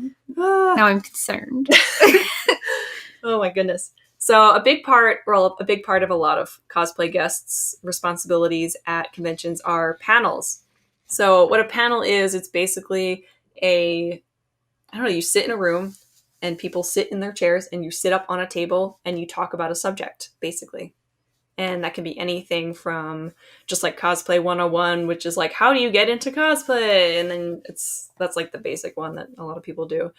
And then there's like, you can do information about like armor, and you can even do workshops where you have people build something on their own. You can have like a little sewing workshop where everyone sits at their little sewing machine if there's enough, and then you teach them how to make something really basic. You can even do like games, like people do like Pokemon game shows and trivia. Yeah. Like there's not really, if you have a cool idea for a panel, you should write that down. Yes. Because that just adds value to you. Yep. Panels are a really great way to add value to what you bring to a convention. The conventions are always looking for people to do programming. Mm-hmm. And so if you have that on your resume or media kit, and especially if you, I don't know, do people ever like attach their panel outlines or anything, or no? On my media kit, I have like a list of some panels, and then I have a separate document where I have all of that. And on the media kit, it says, if you would like that, like reach out to me. But no one's ever asked for it. Okay, gotcha. So I guess just if they have a list of like subjects that you can do panels on, yeah, then that'll be really good. Cute panel names, I feel like, do really well. Like if you have a really fun, like for a wig panel, like don't wig out. Like I have one like that's just about taking care of your wigs because I use and abuse my wigs, and so I have a panel on how not to be me. And then we have one together called "Let's Get Dirty." Yeah, the weathering panel. About fabric and armor weathering. They like stuff like that. I think people get a little tired of Cosplay 101, Cosplay 102, Cosplay 201. Cosplay Q&A. Yeah, cosplay this, like, be unique. Like, think about and make sure, like, when you're building your panel list, that it's things you're going to enjoy doing. You don't want to get on a panel, like the convention books you and puts that panel down, and then you're like, oh, I hate this. Like, why did you tell them then? Right. Another thing that's good to do when you are speaking with conventions and you're talking about panels is tell them what you'll need for it ahead of time. Yes. Like if you have a PowerPoint presentation, you're going to need a room that's set up for that. And so if you have a panel that requires that, like for people to see what you're talking about, and then you arrive at the convention and they don't have it set up for you, then it makes you look bad because it makes you look unprepared. Yeah. And it takes away from your panel. because they won't be able to see what you're talking about. Yep. And I think we should also note that, like, obviously doing panels is a very natural, panels and programming is a very natural part of guesting, but that's also just a panelist is another avenue of full-time cosplay. I know people who do panels and moderating full-time. Usually emceeing comes into that as well. You have to have a few different places that you like being on stage and talking to make that like a full-time gig. Again, having your fingers in all those different pies. But yeah, if you just really love doing panels but don't love doing like the guesting booth, like being a panelist is a thing. Yeah. The one thing also that we were talking about earlier is if you want to make being a panelist your thing, it's probably also a really good idea to ask the convention for some kind of compensation for that. Yeah. As well. Some conventions will just kind of have you do like 6 panels in a weekend and then just not offer you anything. Yeah. You're doing free labor for them. So at the very least, they should give you like a weekend pass or something. Yeah. Because like they wouldn't like, I get it. Like conventions need to make money. So they have to do what is right for them. They are a business, but so are you. And if you're providing them 6 panels throughout the weekend, especially like if any of those are workshop or very hands-on panels, their attendees would have nothing to go to without panelists. They would have none of, those programming options. So at the very least, badges, at the very least. Yep. Personally, that would be like a super hard line for me if a convention was like, yeah, you can run your panel, but you have to buy your badge, your pass to the show. And get yourself here. Yeah. Like I'd be like, whoa. Like, yeah. It's like, is it going to be worth? In fact, speaking of like workshops and master classes in the programming realm, most shows charge their attendees to get into master classes or workshops. They should be splitting that with you. So any convention I've ever done a workshop at, we split it 50-50. So usually the ticket price to get in is $20 and I get 10 and the convention gets 10. So now I'm incentivized to sell tickets to that and so are they. And it's fair. Especially if you're providing, like if you're doing a foam workshop, the convention should either be helping you supply the foam for all of the people who are going to participate in that class and, use your foam and materials. However, a lot of conventions don't do that because a lot of companies offer sponsorships for those things. Right. So if you're doing like a makeup demo or a foam demo or workshop or whatever, and you need those materials, reach out to companies and attempt to get sponsorship. Yep. Do it way ahead of time too. Yes. Make sure you have all of your materials for your panels. In fact, if you're going to offer something like that, it's probably a good idea to have a sponsor in mind because I used to hear about shows who would help fund the materials, but lately with so many companies being interested in influencers and sponsorships, you see conventions kind of like seeing that as that's your job to have that lined up. If you're offering this, you should have the materials available to offer this class that we're going to host at our show. So I think that's important. Yeah. So another thing that conventions a lot of time will expect or ask guests to do is judging cosplay contests. Yeah. Which is a whole other thing. We could do a whole episode on cosplay contests. Yeah. But that's also another full-time avenue. Some people almost judge full-time. Like they just travel to different conventions and sit on judge panels. Yeah. Do you enjoy judging? I do. So it's not like I wouldn't want to go to a show just to be a judge, but I like the energy of it. However, I do when we have like the contests where like you have like 6 hours of pre-judging and you're flipping seams and going like, and I get it. I'm sure everyone feels a little bit this way, but that worries me a little bit because I get a little bit like somebody comes in with this big, beautiful build and then part of me is like, who am I to judge this? You're so I feel that wonderful. Too. I'm like, I could not make this. Why am I telling you? Like, I guess it's hard also because a lot of this is a thing that is discussed a lot is like who is qualified to judge contests. Yes. And especially for like local cons, it's really hard sometimes, I guess, for them to maybe get a judge that knows anything about crafting. So I don't really have an answer. I know some people do get frustrated if they enter a contest and they have somebody who has never even seen cosplay before. Like if it's just that is a problem. An actor or like a model or something, and they're just like, yeah, he looks good. Like it's hard. It would be frustrating. Like if you've worked so hard on something to show it to someone that doesn't really understand the work you put into it. I think in that case, if that were me running that convention, I would want to have 3 judges who knew what was going on, and then that Right. guest judge is just for funsies. Like, they have Right. input, but it doesn't weigh as heavily. And then have the other ones, like, have, like, someone who's an expert in armor, someone who's an expert in sewing, someone who's an expert in, like, casting and lighting and electronics or something like that. It's important to remember that the convention doesn't know what caliber of costumes are going to enter. They don't always Right. know. So, like, you just have to respect that they pick their judges based on what was best available to them, and that the judges are going to do the best they can. Yeah. Because it's like, maybe a costume comes into a contest that I'm judging that has, like, skill sets on it that I'm not there yet. They're beyond me. Well, I can still appreciate that. And then I can Right. confer with the other guests about, like, maybe if one of them has done that technique before, will tell me how difficult was it, like, fill in those gaps for me so I can make an informed decision. And I think a good judge will do that, Yeah. regardless of their skill set. And you can also do some research and, decide on good questions to ask. Like, if somebody comes in with a 3D printed prop, you can ask them what program they use to model it. Like, ask them if they modeled it, ask them what program it is. Like, you can kind of gauge, like, how much of it they did themselves and whether they're knowledgeable about it. And I don't know. I think it comes with experience a little bit once you've judged some contests and you kind of get an idea of what's out there. And, like, you don't have to be able to do it in order to see whether somebody is, one, being honest with you on what they made. Yeah. Or 2, like, whether, I think you can tell, I don't know, it's weird. It's hard to explain, but it is possible to judge, I think, fairly. Yeah. I think personally, it's just about asking the right question. And people, like, not everyone's going to be happy anyway. Like, there's always... yeah. Everyone's like, no, the judges suck. After every contest, someone's always mad. Oh no, why did a dress win? Yeah. Like, sewing.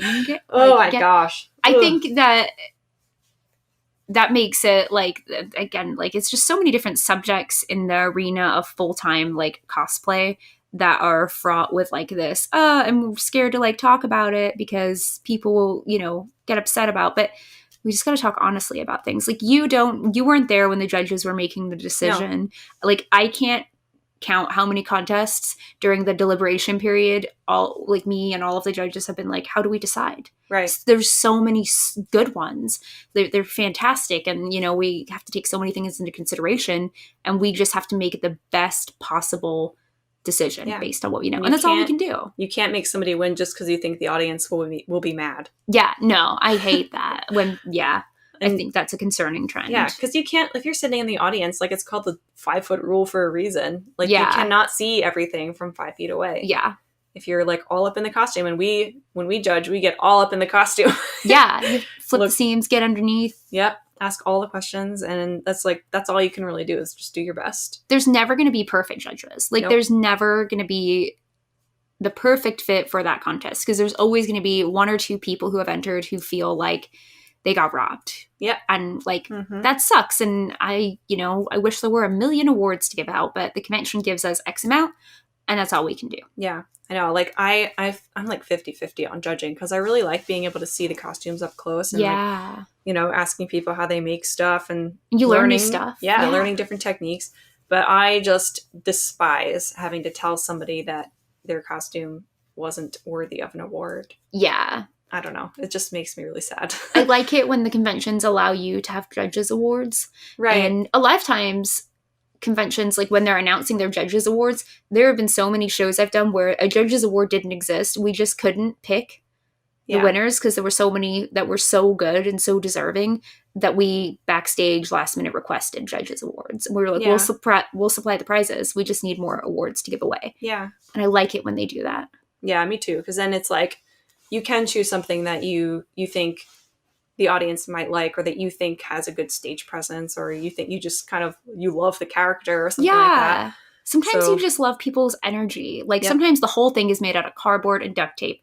But, man, their passion is so wild, and it's their first contest, and you just want them to have something. Yeah. I think it's really nice. Fostering community. Yeah. So, I'm trying to think if there's anything else about judging that I was going to say, but I don't know if there is.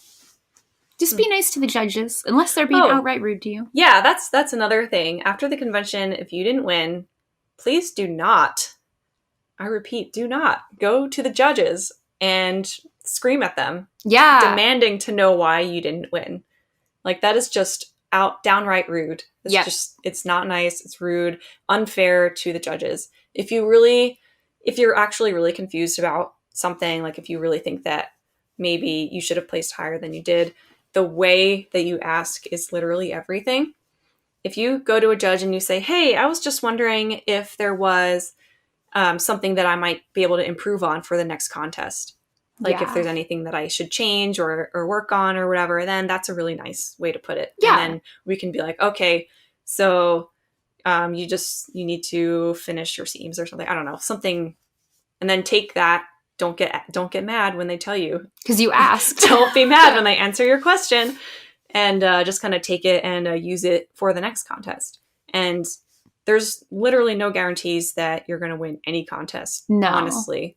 And like I've never won a contest. Well, I did. I won one contest, but there were 3 entrants. It still counts. So, but yeah, other than that, like I don't really enter contests. I'm not really a competitor. I did one time, my second convention, I did enter a contest, and my pauldron like fell off my shoulder on stage when the judge was like asking me a question, because they didn't do pre-judging. They just had us. It was a Wizard World, so they just had us walk across the stage. Yeah. And the judge asked me a question. I was just like, turned around really fast, like, oh, what? And then my pauldron just kind of like flopped off my shoulder. And I'm like, well, that's it. That's it. Too bad there was no Judge's Choice Award. Just kidding. That's another thing. Like on stage, if like something falls off your costume or you make a mistake, just keep going. Don't freak out. That doesn't mean you lost. Yep, exactly. Oh, and also like if there is prejudging, like I'm so excited to meet everybody and see their costumes, like you're saying, up close. Mm-hmm. Even if you got a super dope costume and you know you killed it, don't walk in with an attitude to the judges. No. Like being rude. I'm not saying like that would ever bear on like whether you win or lose, because if your craftsmanship's there and that's what the contest is about, then yeah. But like it just looks bad. Like why are you being rude? Why are you walking like you're don't stink? Yeah, exactly. Like that's not the way to walk in. Yeah, like I don't know. There's no reason. Like it's just rude. I don't know what else to say about it. It makes the judges think about you and negative light. Yeah, we had one show. I had a girl who there was 4 judges, and she came into prejudging, and her costume was absolutely incredible. It was beautifully done. However, there were a lot of high caliber costumes at this show. But anyway, she walked in, and she like walked in, stank face, slammed her book on the table and was like, here you go, like her bill book. And I was like, she's probably been in that all day. Maybe she's had a bad day. So we were trying to like chat with her and laugh and talk about her costume. And she just was like looking at us like we were so stupid. And she was like, just look at the book. Oh my gosh. And we were like, oh, okay. And we were like, you look so good. And she was just like, yep. And so like she did end up getting an award because her work was wonderful. But like the entire, like the staff of the show had actually heard her being this way and had inquired with us about it because she was just very, very rude. And I believe the award for this, so if you won this contest, you got X award, but then you got entered into another contest where you could actually win a guest spot with that show the next year.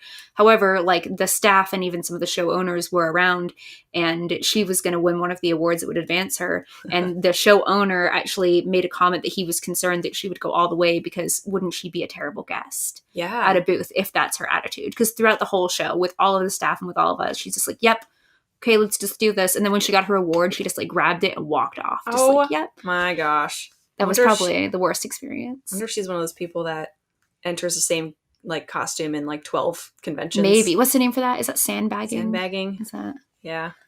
But sandbagging. I'm curious of who that is so I can unfollow them. Just kidding, because I'm petty. It's just, it makes me so mad when people don't treat other people with respect. Like, why on earth would you think that you can treat the staff of a convention like that?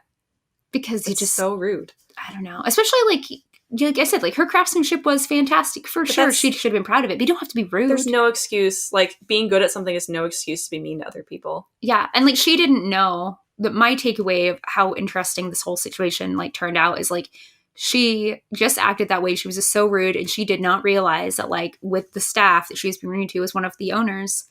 And he was like I said, like the end result of these contests would have been a guest spot. And he was very quick to be like, I don't like this for her. Yeah, no. Like, because it would make their show look bad. Yep. Exactly, because nobody wants to have a cosplay guest who's going to sit there and scowl at everybody. Yeah. It's rude. Especially not when they're trying to chat with you. Like, that's how I make a lot of new cosplay friends, is like chatting with us. Yeah, like, I followed a bunch of people at Tokyo and Tulsa, that convention. Yeah. I followed a bunch of the entrants. They were fantastic. Yeah, they were really cool. So you never know who you're talking to. Yeah. Like, and you never know who's listening. Right. Exactly. So always be nice. Yeah. Okay. It costs nothing, man. Also, doesn't it take more muscles to like frown and be mad? Supposedly, but my relaxed face looks like a frown. Mine too. I don't know. RBF. Yeah. Perpetual. Ooh. That's like a thing we have to conquer for guessing. Just like tape your face up into a smile. Smile. Oh, goodness. That's my odd cosplay contest story. Do you have one? I don't know. I don't know if I've judged enough contests to have anything really, really, really weird happen. Not yet. Not yet. Not yet. It'll probably come soon. So let's talk about recovering after conventions, because that is like one of the most tiring weeks or weekends that I have, are the convention weekends. So usually, a lot of times, since I don't do them very much, I think my threshold for being tired out is really low. So sometimes if I guest at a convention, like, I'm just out of it for a week. Like, I'm just like moping around the house, like, oh my gosh, I feel dead. I don't know what to do. I'm so tired. But do you have any like tricks for recovering faster? I don't know about recovering faster. Or I guess in general. Before I met you, actually, I never did anything for recovery. I just tried to be like little Energizer Bunny, and then I would like crash and burn and be like crying for 2 days and not know why. But you taught me the importance of like recovery. So what I found out works for me is because like I'm pretty high energy at shows, but like the perfect formula is the day before I leave, if I have a full day where I'm already packed, all the stresses are out the way, and I have a day just being super lazy. So I stay in the house, eat snacks, watch Hulu, I'm ready to go, chill, and then do the con all weekend. And then when I come back that Monday, it's like a no one can talk to me day. Like, I just am going to lay in bed and it's a Sophie day, like the most defined Sophie day of any day that I have. Like, nice. That works for me. Yeah, I like that. I think I'm trying to remember what I did last time I did a guest spot. I probably did something similar. Just like, just try to do nothing, but also feel really guilty about doing nothing. Oh my gosh. Can we do an episode about creator guilt? Yes. We're going to do, I can sense an imposter syndrome / guilt / mental things that we go through. I support episode. That. But yeah, a lot of times, like, I make sure that I get enough sleep when I get home. Like, sometimes it's a little hard to wind down when I get home, but I try to make sure that I do that. Another thing for me that helps me is to unpack all my stuff and put it away. Oh, yeah. So, I will leave my stuff packed. Oh, that stresses me out. When I did 2 shows 2 weeks apart in the fall last year, and I packed for one show, came home, and then before the next show, unpacked just to pack again. Oh, because I just leave it. I don't. Maybe I would feel better if I did that though, because it's like it helps. Like, because I feel like looking at the suitcases on the floor with the stuff in them, it just like makes my brain feel really cluttered. Yeah. And so I feel like, and I also feel like, oh no, what if my costume is like messed up? Like, what if I have to like brush my wig or something like that? Like, I can kind of take each piece out and put it back in its little box. Like, each costume has its own like plastic tub. Yeah. So I take everything out, make sure it's okay. But I also, sometimes I don't do it as thoroughly as I like to, but I like to do that before packing it for a convention too. Like, I like to kind of take each piece and make sure that it's not going to like, I'm not going to open it at the convention and be like, wow, this is falling apart. I love that, the organizing before you go. It's just the unpacking when I get back. Yeah. It might make you feel better. I don't know. I was missing, I can't remember. There was a bunch of like things that I couldn't find when I was organizing my cosplay room a few months ago. And when I looked, I had a case that I'd forgotten about from Philadelphia that was like 5 months earlier. Oh no. That I had never opened. Wow. I just put them in their room, and sometimes I just forget for a little bit. Okay. I'm working on it. I guess our brains all work differently. Yeah. I just have to, as soon as I get home, I have to like completely like tune everything up for like 24 hours. I can't even like look at the suitcases. I have to just be like, nope, and that's what happened. So then the next day, even though I'm getting like back on and doing things, like I've pushed it so far out of my head, sometimes I don't think about it. Like I'll pack the one with like my everyday like clothes and stuff in it. Uh-huh. But sometimes the cosplay one will usually sit for a couple days. That Oh, Philadelphia one was the longest ever. That was crazy. But usually for a few days, I'm just like, nope, can't look at you. I think I have to unpack it like when I walk in the door. Yeah, just right away. Like I'll put it up on the bed and then I'll just like take everything out. I think it helps me like clear the thoughts about, because I don't want to think about conventions at all after I get home. I just want to think about nothing. So I think if I have that in the back of at the back of my mind, like, oh, I still have a suitcase full of stuff, it just like bothers me. So I have to just kind of clear it all out, and then I can try and relax and feel guilty. So. Well, now I'm gonna try that after Planet, and then I'll do like a Twitter post on see how it goes. Because it's like you come home like I have to come home to a tidy bedroom. Yes, like that makes me feel at peace. If I come home to like a messy room, I'm all kinds of like jittery. Yeah, me too. Like Casey and I have started like cleaning up the house like the day before a trip. Like we'll just sweep everything, vacuum, clean up. And then when we come home, we're always just like, wow, our house is clean. Yeah. So I bet unpacking does the same type of thing. Yeah. I think it does something similar. I'm going to do it. Awesome. So now that we've talked about a lot of stuff regarding guesting, I kind of want to talk about how our mindsets on guesting have changed over the years. Like, how did you think about it before you ever started guesting versus what you think about it now, like just in general? For me, it's a really big difference, actually. I remember the first time I like saw people guesting and being so like enamored by it, just like, wow, like look at that. Like I don't know what I thought. I just thought it was this like big, huge thing. And like they got to their booths and it was like instantly like had all these followers and people were buying prints and you just stand there in your costume and you just have this vision when you're looking at it. Yeah. And I see this in a lot of other people when they come to the booth and they ask like, how do I get started guesting? So I try to be super real with them right away. Because as soon as you get into it, it's really hard work. Like it's a full-time job for that weekend.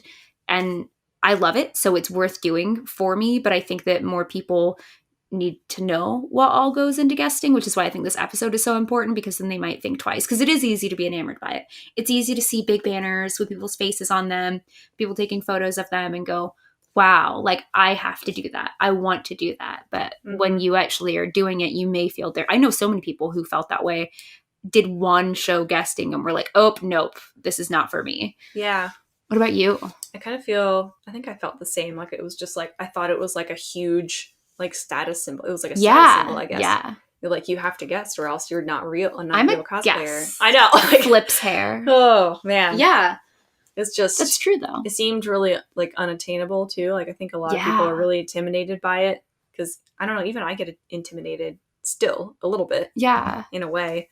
And after doing it, you also realize that, okay, it's just like, I think when people talk about like actors or whatever, like they view it as their job. Like it's just their job. It's work. And it's a disconnect. Yeah. And I'm not trying to say that I'm like, an actor, like a big name actress or anything, but it's like a similar thing where you kind of do it a couple times and you kind of get used to it in a way. Yeah. And then you realize like, okay, it's not just me sitting around with a line of people waiting to and like 10 buy assistants from me or whatever. Yeah. Nope. It's not super glamorous. I mean, some conventions will take more effort into caring for you, or they'll give you extra stuff or whatever, or treat you extra nicely, which is awesome.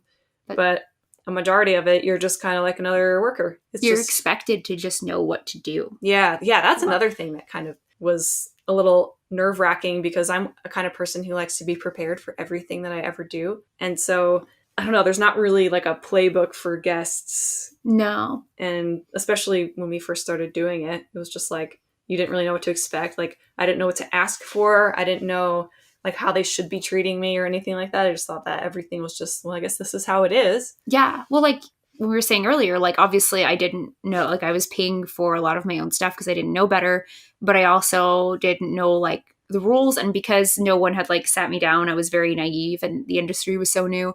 So like I would leave shows early, or there was an instance where I just didn't show up on the Sunday. Granted, no one was paying me to be there, but I had made a promise to the show and I was breaking promises left and right because it wasn't serious to me. Yeah. And then I finally had like good friends who were like, hey, like clearly you enjoy doing this, but if you're going to do it, you have to do it right, or you don't do it at all, because you won't get offered more spots. Conventions talk to each other. Yeah. You have to, like we said, beyond personality and being on all the time, you have to, be on time to set up be prepared to be a self-starter. Don't assume the show is going to do anything for you. Get there, set up your booth, know when your panels are, know where they are, be ready to go. Just that the professionalism is key. Yeah. Because again, there's so many people vying for these guest spots. Well, what sets you apart? Your professionalism should be one of those. And it does take a while to develop that. Yeah, exactly. Like, this actually also kind of goes back to panels. And so I guess one thing would be to make sure that it's also goes back to the, communication thing, because you want to be able to communicate to the convention, like, what you'll actually be doing. Yeah. Or whatever. When I first started guesting, I guess I just didn't really think about, like, the professionalism stuff either, because I did have a convention, and this also ties back into, like, maybe worst panel experience stories. But I did a convention in 2014, and I had never done a panel before.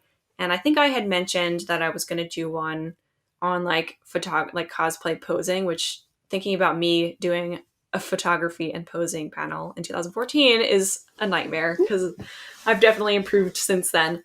But I think I backed out of doing, they were like, do you want to do this panel, or do you really not want to do it? Like, and I was like, well, if you don't need me to do it, then I guess I won't do it. And it was, like, all through email. And then when I got to my booth at the convention, setting up my stuff, they're like, hey, they came up to me and, like, introduced themselves, like, hey, yeah, your panel is in 30 minutes. And I'm just like, my what? Excuse? I thought that I said that I wasn't doing it anymore. So, because I was trying to get out of it, I guess, because I was afraid of public speaking at the time. Yeah. And so they didn't let me not do it when I got to the convention. So I had to sit in a room. Casey, my husband, for those who don't know, was in there too. And we just kind of had to, like, ad-lib it. Wing it. I didn't have, like, an outline, didn't have a PowerPoint. And I was like, oh, maybe nobody will show up. But then people showed up. So They always do. Yeah, if you don't want them to show up, they'll show up. But then when you're really excited about a panel, sometimes it's like there's two people in there. And you're like, well, now we're going to talk about cheese for an hour. Man. Yeah, so I basically used Casey as a crutch, because I was like, I have nothing. Mm-hmm. We just ended up just chatting with these kids that came to watch or listen. At least you did it, though, and didn't bounce out. I know. Like, I felt bad for the attendees that were like, oh, this panel sounds interesting. And then I was just like, I tried to get out of it, but it didn't work. So here I am. Yeah, so definitely, that's something that I definitely learned over the years. Being prepared and, like, knowing exactly what you're going to do it just adds to professionalism. It'll lend well to your brand over the years. Yep. Especially if this is something you really want to do. But again, if you decide that you don't want to do guesting, that's okay. I feel like we have to emphasize that is... Yeah, it's fine. It's fine. If you've listened to this whole thing and you're like, wow, this all sounds, like, super horrible, then it's okay if you don't do it. Like, I don't know. Like, I don't want to say, like, we shouldn't put guests on a pedestal, but in a way, we shouldn't put down people who don't guest, I guess, is what I'm trying to say. Like, sometimes I feel like still, like, people do look at guesting as, like, a status symbol. Like, people will come up to you and be like, how do you do this? This is, like, magical that you do this. And you're just like, I don't know if it's magical, but I don't know. So just know that it's okay to do, like, one guest spot a year, 0 guest spots ever. Like, it's fine. Like I said before, I don't do very many, because that's just, I prefer to do other things. Yeah. And I like to do it a couple times a year so I can meet people and stuff. But that's kind of what I'm more, like, transitioning to this year. Like, in the past, one of the reasons I've done so many in the past is because I also got caught up in that, like, you can't say no. Like, if I don't take this opportunity, someone else will. So I need to just do it. And so I'm burning myself out for no reason, doing, like, back-to-back shows when sometimes the payoff isn't worth it. So this year I intend to be more selective and slow down a little bit, because I'd like to have more time to stream and do YouTube and attend, like, a leisure show, like YetiCon. I want to go to YetiCon. Yeah. I think that's another reason that I don't do very many, is because I have a lot of cosplay friends that I don't get to see very much. So Yeah. if I'm always guesting, like, it's like taking a chance whether somebody will be in the town that you're at, and then you're working all day, so they can't really hang out with you. Yeah. So I don't know. And then there's conventions that I probably won't ever get to guest at. Yeah. And even if I did, I'm just like, oh, I'd rather be hanging out. So yeah. I gotta split my time. Yeah. And that's okay. Like, Yeah. there's so many avenues to like professional creation, especially in the cosplay community, that get glanced over. Yeah. And it's okay to, like, I know people who strictly just wanted to be cosplay models. They don't want to make anything ever. They don't care. They're going to buy cute costumes and make cute photo sets, and that's what they want to do. Yeah. And they're living the dream. They're killing it. Like, and I think that's important too, building a brand when you're getting started. You know, I'm sure this is a different episode entirely, but knowing what you like and what you want to do is absolutely key to being successful in that. I feel like I know I like to speed build costumes. I don't want to work 6 months on one costume. That's not for me. I want to do them fast. And I like to go to conventions and like fangirl with people. That's what I like to do. So I've built my brand around that. So guest spots are important to me, and fun, quick costumes are important to me. Yeah. I in the last year, or like mostly the last year, I've really started focusing more on craftsmanship, which has extended how long costumes take me. But I'm happy that I'm doing that. Like, it's something I want to do, so I'm still happy. If you do things you don't want to do, then you're not going to be good at them also, because you're not going to put your all into them. It'll make you unhappy, and people will see through it too. Oh, yeah. Like, if you're doing something that you hate just because you think it'll get you attention or just because it's popular, I feel like people can see through that. Yeah. I think that people are attracted to people who are genuinely happy and having fun. I think that's the way to attract people to look at what you're doing and to interact with you. Yeah. Personally. So I know guesting's probably changed a lot since we started, but is there anything that you would change about the guest experiences for the future? Is there anything that you would want to maybe add or wish that people would kind of focus more on? I don't know about specifically on guesting, because it varies so much across the board anyway. Yeah. But I do hope that the way our community responds to it is different. Like I said earlier, like, let's stop the whole, like, why did that person get that guest? Like, that's not your business. Let's celebrate those who are getting them. Let's be more open. Like, let's be more willing to discuss, like, our, like, contracts. Obviously, some contracts have, like, you can't talk about it. But let's just be more willing to discuss, like we were earlier, like, what's in our media kits? What do we expect? What are we hoping for? And then we, I don't know, we can just work together on it and make it not such, like, a thing. Well, yeah. And then also, I guess, like, if there is a convention that you think has too many, like, why does this convention have these kinds of guests or those kinds of guests?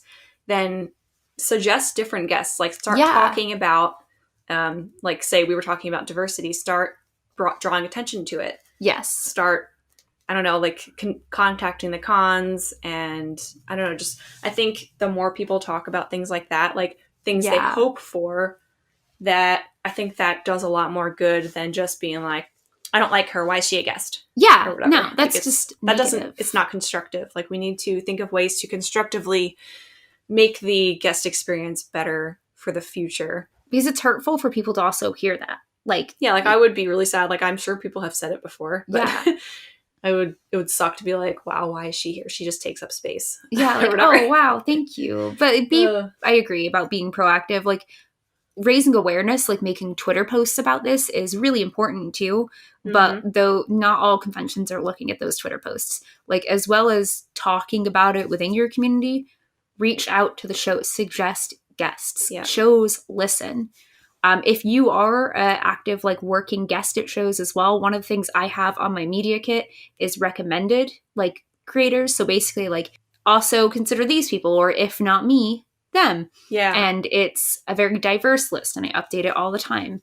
And, like, that's another way you can just help shows, like, get it together and get what you want in there. Yep. And then you can also, it just is really helpful if they hear it from you and they trust you. Yeah. Then I think that holds a lot of weight. Yeah.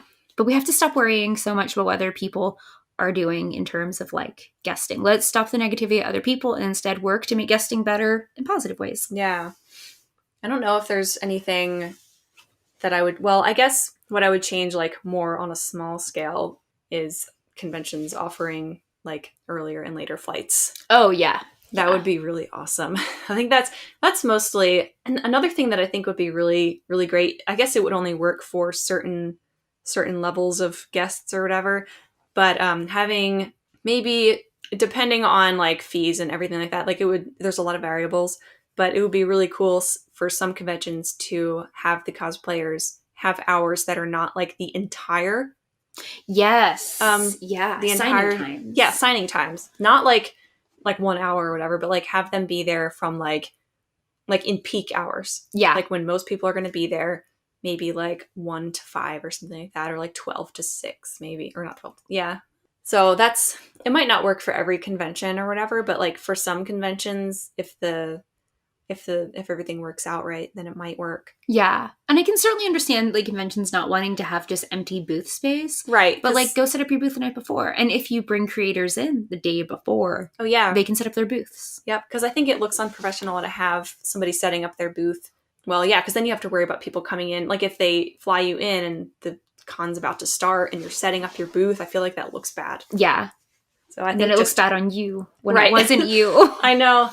So I guess just kind of planning everything like that so that the creator can be at their best for their working hours, whether they're working like signing times or whether they're working. Like it's more important to be there early if you are working all of the con hours. Yeah. I think it's easy to tell, like, when you're working with a show, whether the show has a structured, like, cosplay guest, like, plan, or whether they're just winging it because they know they need cosplayers there for the audience. You know, whether they care versus whether they don't so much. Yeah. I wish there was a better standard for that. But again, like, every show, the shows just vary in size and budget so much that it is difficult. Another thing I think would be kind of beneficial would be to have maybe less cosplay guests per show. Yes. Because I've seen, I don't know, some shows will have like 8 cosplay guests or 10 cosplay guests or something like that. And obviously, like, I don't think, like, they don't have the budget to pay for them all. And so instead, I think they should choose like 4. I think that's like the top, and invest in those people that they really think will bring people in, and just kind of go with that. Another thing that would be really great to do would be to give cosplayers ticketing links. Yes, more shows need to do that. Yeah, because then it kind of gives you like a concrete number. Like this person brings in about this many tickets, and then you, if you sell the amount of tickets that you hope to, then it gives you leverage to be like, I can sell this many tickets for this size show. Yep. I 100% agree with that. And some shows even do, like, very few, but more should, where they'll give you percentage of those ticket sales. Yeah. So, like, for every ticket you sell, you get 10% or 20, whatever they do. And that's just extra money for you. I don't necessarily believe that should take away, like, even per diem, but whatever, different structures. Yeah. At least they're providing something. That's true. Some conventions don't. Yeah. Like, we're not saying that you must change this right now. It's just, that's just kind of some thoughts that we've had floating around in our heads. Yeah. I think as an individual, every time you either get a contract from a show or you're reaching out for a show, you should be mentally prepared to know what you're willing to negotiate on, what you're not willing to negotiate on. You have to look at it from your point of view as a creator, but also make sure you're keeping in mind that the convention is also a business. And so you both have to do what's right for you. And if that means that you're just not a right fit for the show, that's totally okay. You're going to find shows that you are a right fit for that are willing to pay what it is you need, or at least come to the negotiating table and meet somewhere in the middle. Right.